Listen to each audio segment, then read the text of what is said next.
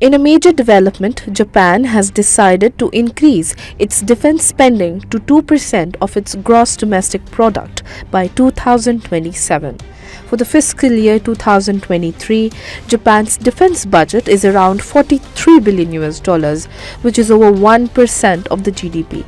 The spending on defense has been set at around 1% of GDP or less for decades. But for 2027, the country's defense budget will likely surpass the 70 billion US dollar mark. Notably, this is a dramatic shift in Japan's defense policy.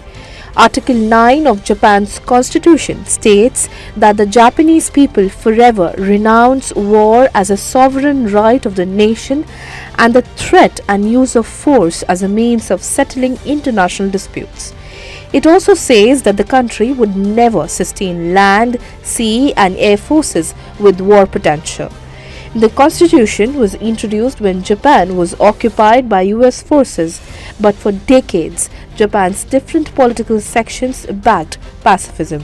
Also, the military reform by Japan has come in the wake of growing threat of China in the region, with the latter threatening Taiwan of forcible occupation. Recently, after the visit of the then Speaker of the US House of Representatives, Nancy Pelosi, to Taiwan, China had conducted military drill around Taiwan, and during that period, 5 Chinese ballistic missiles launched by China had fallen into Japan's exclusive economic zone, leading to protests by Japan.